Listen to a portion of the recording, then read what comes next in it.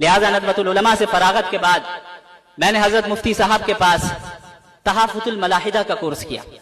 میں اکثر کہتا ہوں کہ حضرت کا احسان میرے اوپر اتنا زیادہ ہے کہ جس طریقے سے امام ابو یوسف کے لیے ابو حنیفہ تھے، جس طریقے سے ابن قیم کے لیے ابن تیمیہ تھے، ٹھیک اسی طریقے سے میرے لیے حضرت مفتی یاسر ندیم الواجدی دامت برکاتہم العالیہ ہیں۔